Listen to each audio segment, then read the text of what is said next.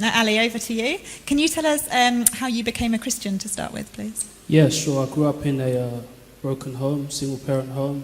When I was young, my father went to prison, served a sentence in prison, and he became a Christian in prison. So when he came out, I was going to church with him when I would see him here and there.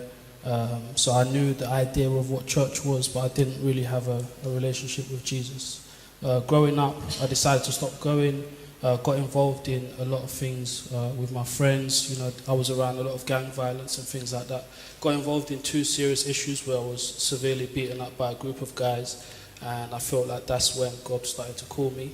Around 2007, my granddad passed away. My mum decided to go to church, and the pastor of the church came to our house and shared the gospel with us. And from 19 years old, I became a Christian. Wow, thank you.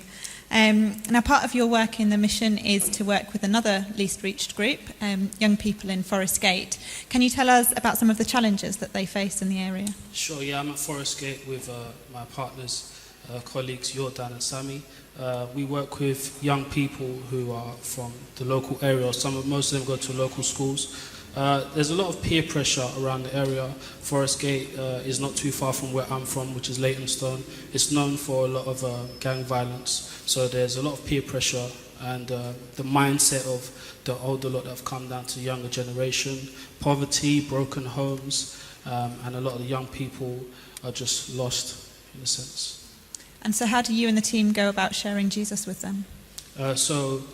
We have the privilege of going to local schools. We go to a local school called Grangewood Independent School, and we do gospel talks with the young people there in the primary school. We talk at their assemblies as well, and we share the gospel with them. That's a school where they're free to carry Bibles around with them.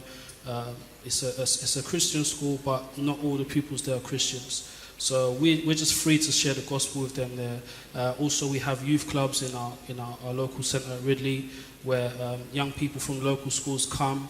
We got games for them. They play FIFA, they play PlayStation, pool, table tennis, and we just really engage with them, get to know them, and give Bible talks at the end of the youth clubs as well. Great, thank you. And have you seen changes in any of their lives at all? Yes, some of the guys, a lot of the young people, some of them have had Christian upbringings, they have Christian backgrounds. There's a young guy called Fifi who I think has a Christian background with his family, but wouldn't consider himself a Christian himself. So he comes by himself once in a while, and I feel like the walls are breaking down where we're getting to know him personally and getting to have good conversations with him. Also, there's a young guy called Patrick who goes to our church with his parents. He just recently asked to be baptized as well. Oh, wow, fantastic. And finally, the same question to you, but what can we be praying for you and the team? Yeah, please pray for us to just create more ideas to engage with our young people. We have a lot of young people coming in.